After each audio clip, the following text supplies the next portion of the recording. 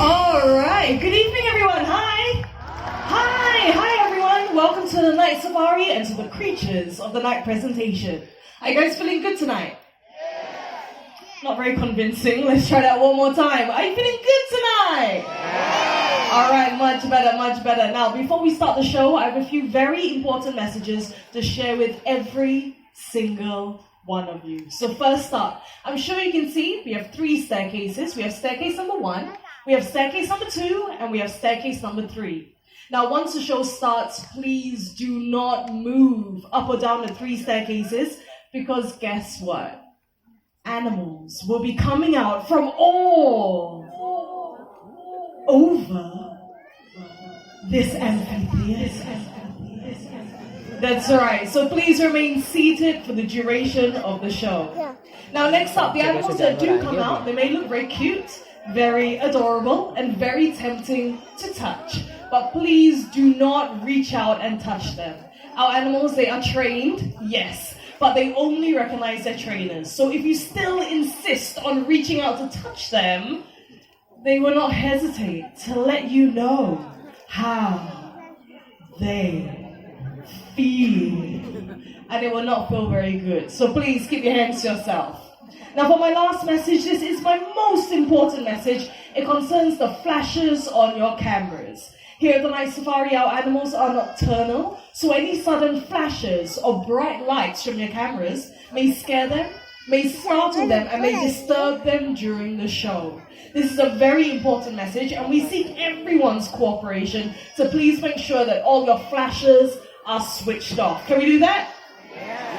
Thank you so much, guys. Now, since this is a very important message, I want to try and get it across to as many people as possible.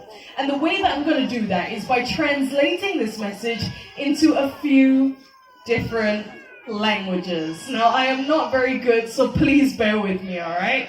So we're going to start off with our Mandarin-speaking guests. So many Mandarin-speaking guests here tonight. Wan Shang Hao. Wow, quite a few. Okay, Wan Shang Hao. 请不要用声关灯，好不好？谢谢你们. All right, great. Next up, let's see, what do we have? Any Japanese guests here tonight? Japanese guests, kumbawa. Oh wow, look at that, kumbawa. Flash dummy desu. Arigatou gozaimasu. Okay, what else? What about Korean friends? Do we need Korean friends here tonight? 안녕하세요.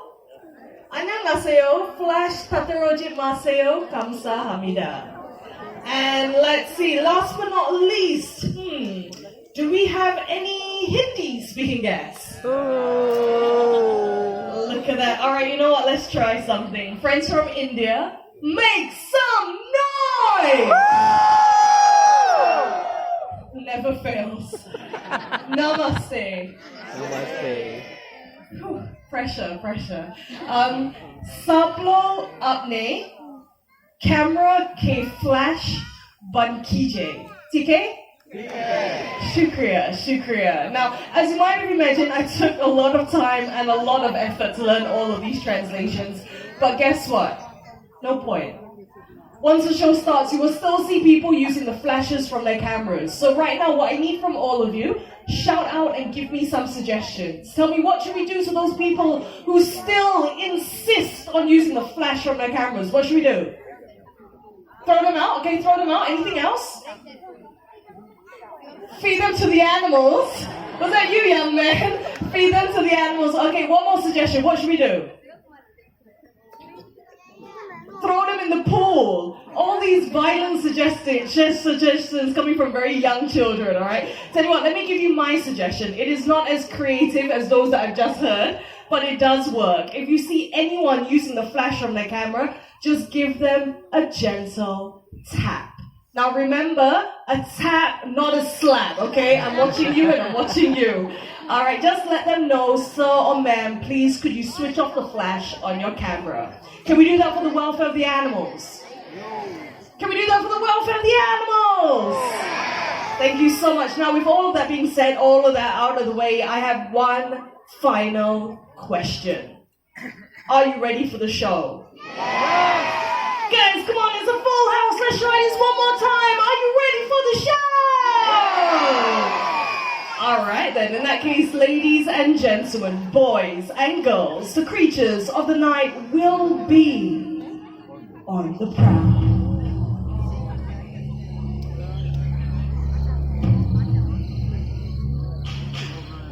As night falls, two worlds, one of sunlight, the other moonlight, blend into one.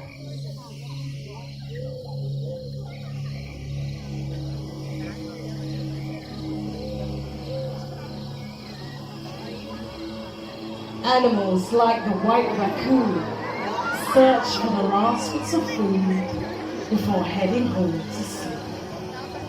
Digging with sharp claws, he searches for his favorites: insects, worms, snails, and eggs.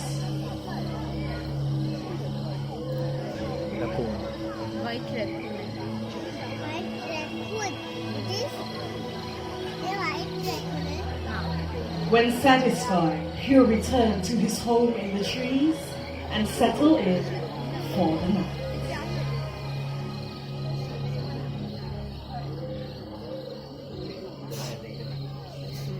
As daytime animals settle down to sleep, the forest comes to life. Hidden amongst the shadows, nocturnal animals emerge from the dark silhouettes of the forest. With the body striped to provide perfect camouflage, a fishing cap appears along the riverbed.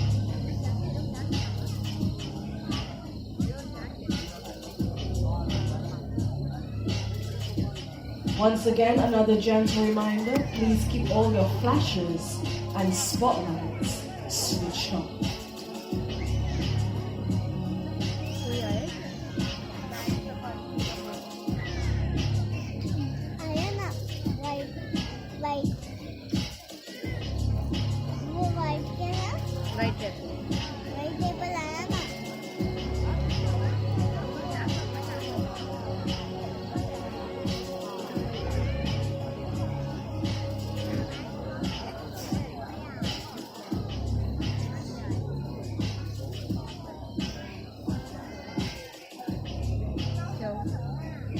Alright, now our animals have a mind of their own, just like you and I. So tonight we're not going to false Marco, our fishing cat's coming out. We're going to continue with the rest of the show. Now, ladies and gentlemen, welcome to the world of the night hunters. Now, I've often been asked, how do nocturnal animals survive? Well, all night creatures have unique adaptations for survival in the forest. For example, the owls. Now, focus your attention over to my right-hand side. Coming down with gun, we have Rainbow. Rainbow is a great horned owl, and they can be found in America as well as some parts of Canada. Now, some of you might have noticed a little bit of noise coming out from my left-hand side. Let's focus over there. We have Derek along with Bulan. Now, Bulan is a Malay fish owl, also known as a Buffy fish owl. They can be found in Southeast Asia, such as Indonesia, Malaysia, and even here in Singapore. Now, it has been said that owls are the quietest raptors in the world when it comes to their flight. Who agrees with me? Put up your hand. Who agrees that owls are really quiet when they fly? Quite a few hands, mostly from the children. I'm so proud of you guys. You're absolutely correct, all right? So for all the grown-ups here tonight, we're going to demonstrate it for all of you. But what I need you to do is to please remain in your seats. Come here with the young man over there sitting down, please. Yeah, hi, young man. Yeah, all right. It's okay. You don't have to pull him down, dear. Just have a seat. And please keep all your flashes switched off. Now, focus your attention over to Bulan. Whenever you're ready, Bulan. Fantastic flight there. Now, as you can see, apart from the screeching, you would not have noticed anything else. They have very soft feathers, and this gives them the name the silent hunters of the night. Now, the reason why they need to be so quiet when they fly is because in the wild, can anyone tell me, what do owls eat? What do they hunt for? Mice? Okay, mice. Anything else apart from mice? Same family. Rats, yeah, mice, rats. So that would be from the rodent family. Now, rodents, they have a very acute sense of hearing, meaning that they can hear things really well. So in order for these owls to fly down and catch them, they need to be really quiet when doing so. Now, apart from that, I have another quick question. If you know the answer, shout it out as loud as you can, alright? You ready? Now, owls, they're very well known as being able to turn their heads quite a bit. I think that's common knowledge, right? Can anyone tell me by how many degrees? How many degrees can an owl rotate their head? 180. 360? Okay, 360. Anything else apart from 360? 360 कैसे करेंगे? Alright, 180. Anything else? 270 degrees. That is the correct answer. 270 degrees is 3/4 of a circle. Now, the reason why they can move their heads so much is because, unlike you and I, they can't move their eyes left to right or up and down. So they have to be able to rotate their heads to take a look around their surroundings. Alright, so on that note, I think Bulan is telling us to wrap up this segment. So let's give a big round of applause for our two beautiful owls. On my right, we have Bulan, the Malay fish owl, with Derek. And on my left-hand side, we have Rainbow, along with Gat. Thank you very much, guys. Alright, now ladies and gentlemen, for the next segment, we're going to have a very small friend coming out to meet us. Thank you very much, guys. And what I'm going to do is I'm going to set the stage for when he comes on out. I'm not going to tell you what he is just yet, okay? But I will give you some clues. Now, they are very small. Their species, they're very small. They're native to the Sahara Desert in Africa. Lizard. They have really big ears. And most importantly, they are very cute, okay? So I'm going to get off of the stage right now. Let's see if you can figure out what he is. There he is, everyone. That is Zaya. Now, Zaya is a fennec fox.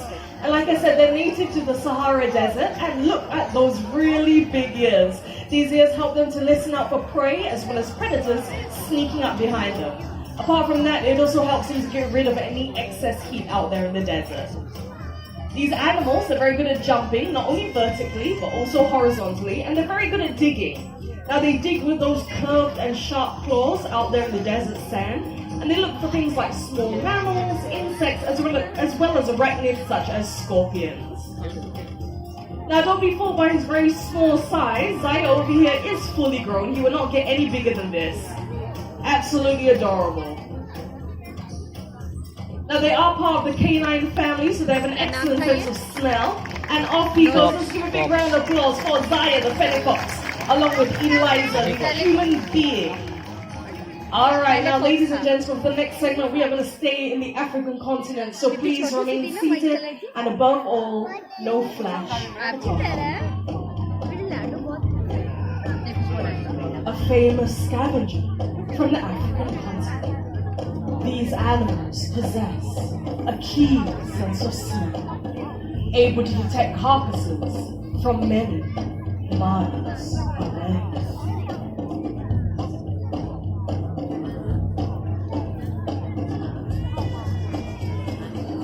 The largest of the hyena species, this is the spotted hyena. They have powerful jaws able to crush bones, including those of elephants. And with their excellent digestive systems, they're able to digest their entire prey. This includes the skin, teeth, horns, bones, and even the roots.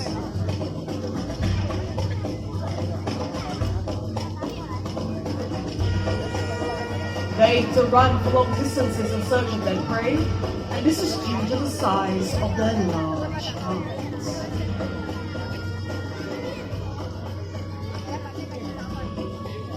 While hunting, they take down prey often twice their size. This includes animals such as the buffalo.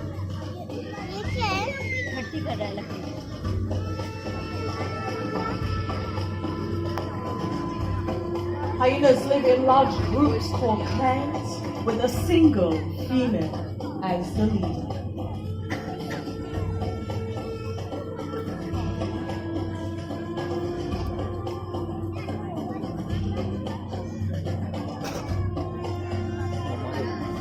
Now, many people think that they are part of the canine family due to their dog-like features, but they're actually more closely related to the cats. And speaking of cats, coming up next on the grasslands of Africa will be our very own slender-built serval. They resemble miniature cheetahs, except for their relatively shorter tail. And yep, there's a spotlight over there. Can someone let them know, please? Hi! Hi, Spotlight. Yes, can someone let them know to switch off their spotlight? This is not a serval. This is Derek. He's a human being. What he's doing right now, he's gonna set the back there for when our beautiful serval comes out to meet us. Now, our serval for tonight is called Cash, and once Cash is out here, take a look at the spots and stripes on her body. They differ from self to serval, much like humans and our fingerprints. I can see some movement at the back there. Here she comes. She's an absolute beauty. Awesome. And there she is, everyone. Meet Cash, our African serval. These servals, they have long, slender forepaws, and this enables them to dig into burrows, hook their prey, and pull it out to eat.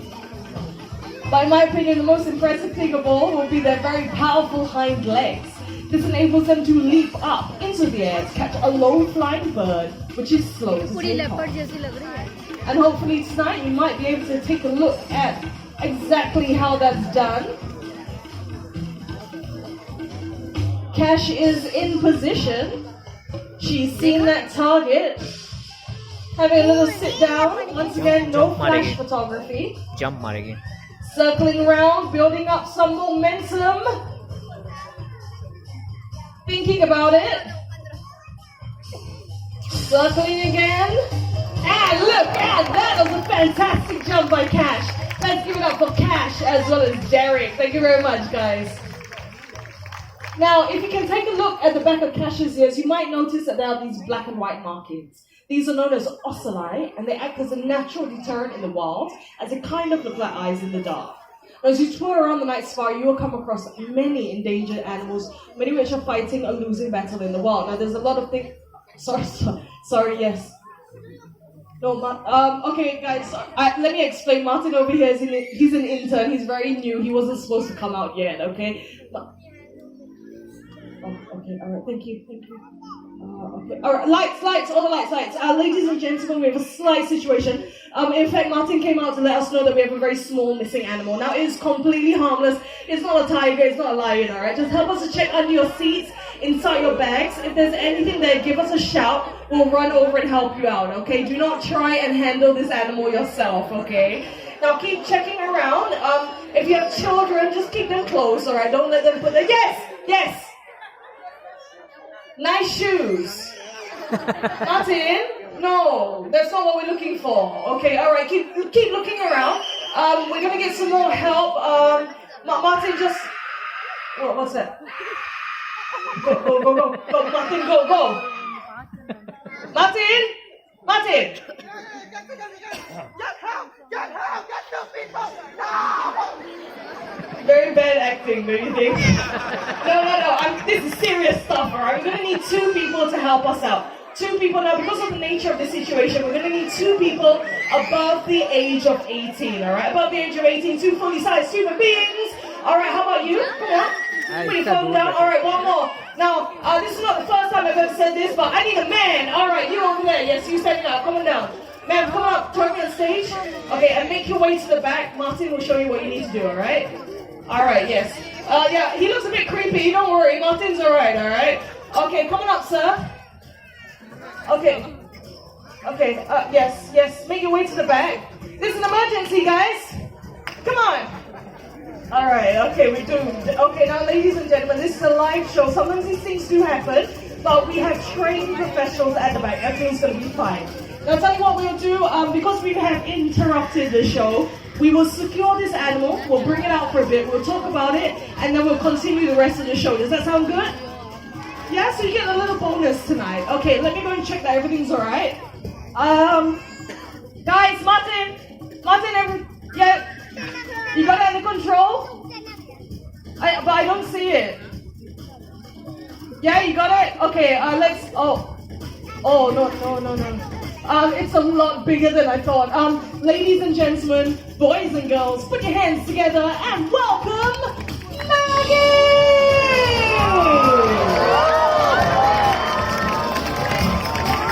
Look at that!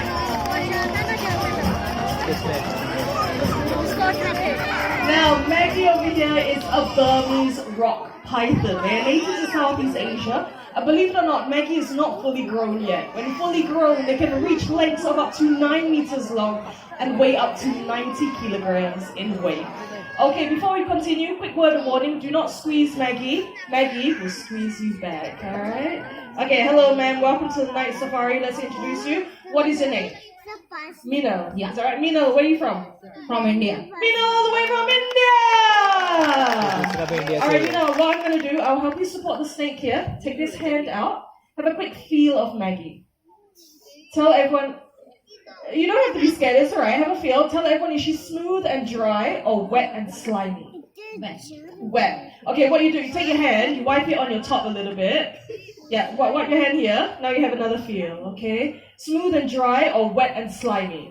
Slime. Okay, alright. You know what? You just it's okay. Just hold it back, okay? Snakes are actually very smooth and very dry. It's a common misconception that snakes are wet and slimy, and this is due to the natural gloss that they have on their scales, but in fact, smooth and dry. Okay, Mina, just relax here for a while, alright? I'm gonna move on. Okay, hello. Welcome to the Night Safari. What's your name? I am Gerald. Sorry? Gerald.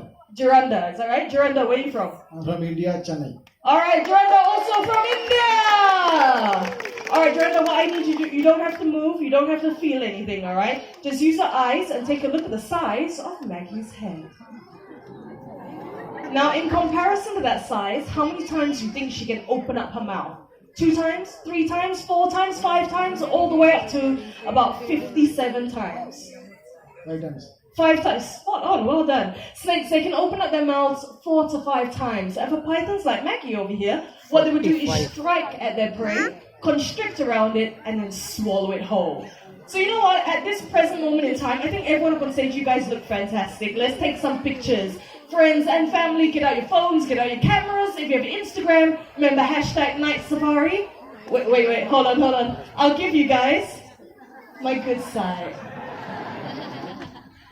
And in 3, 2, 1, let's shift it over to this side so that everybody else can take a picture. You lucky people, you get to see my other good side. And in 3, 2, 1. Now, as you might have imagined, Maggie over here is incredibly heavy. So we have Mr. Ade coming out. He's going to take over. Once he does, let go of Maggie, step back, and remain here on stage with me, all right? All right, thank you, Ade. Thank you. Come here. In the meantime, everyone, let's give it up for Gun. We have Ade, we have Eliza, and of course, we have Maggie, the Burmese rock python. All right, good job, guys. I know for a fact Maggie is incredibly heavy, so well done. From all of us here at the Night Safari, we would like to say a big thank you. Here you go. You get limited edition Night Safari badges. Thank you so much. Thank you. Everyone, my 2 very brave volunteers. All right, now, with the courtesy appearance of Maggie, this will be an excellent time for me to share a conservation message with everyone here. Snakes are one of the many exotic animals that people take out from the wild and bring back home as pets. But these animals are not designed to live in our homes, and as where did he come from? Over there? You guys remember him from earlier on. This is Toffee, a white raccoon. Now, he's my very good friend, but unfortunately, raccoons are regarded as pests in many countries. This is not entirely their fault. Our towns and cities have come too close to their natural habitat. And as a result of their ever-diminishing forests, they have no choice but to come to our world to feed and to survive. So it kind of makes me wonder what it is that we humans throw away that may get their attention. So let's check out what we have inside this bin. Alright, okay, it looks like we have some common everyday items that we see littered across the Night Safari every single night, such as we have tin cans, we have a paper carton, and we have 2 plastic bottles. Now, all of these things come from nature one way or another, and they all have one thing in common. They can be recycled, that's right. So coming up right now, we have the bin. Thank you, Anne. All right, this is our recycling bin, very noisy. And in a short while, we will be joined by 2 sisters by the names of, there they are, Bubbles and Bailey. Now, I'm going to be on Bubbles' team tonight. Come on, Bubbles, we can do this. Bubbles, one at a time, Bubbles. All right, okay, come here, sweetheart. Okay. No, Bubbles, it's okay, one at a time. What? Come on, Bubbles. We're wasting time here, we're going to lose. Come on, Bubbles. Bubbles. All right, come here. All right, okay, in it goes. Come on. All right, just let it go. That's all you have to do. Just let it go. Release it from your grip, sweetheart. Come on, you can do it. Almost. There you go. All right, one more tin can to go. Come on, Bubbles, we can do this. Give them some encouragement. They're doing a great job spreading a very important message. Okay, Bubble. Oh, there you go. All right, now we have our tin cans. We have our plastic bottles. Paper carton. Let's do this, girls. Paper carton. Come on, go. I think that's their way of telling me that we humans also have to play our part. So this time around, all of you are going to help me out. This paper carton, where does it go? Does it go in with the tin cans? No. Plastic? No. Others? Yes, that's right. That was Bubbles and Bailey coming on here to share a very important message. What we can do to help save the environment. And the message is very simple. It's to reduce, reuse, and recycle. That's right. Now, as our journey through the night comes to an end, we shouldn't forget the lessons learned. From the owls in the sky to the snake on the forest path, they want to remind us to protect their cousins in the wild and the fragile environments they call home. What we do makes a difference, and it is up to us what difference we want to make. Because the greatest threat to our planet is the belief that someone else will save it for us. On that note, we hope you had a great night here tonight. My name is Kenzie. Thank you and good night.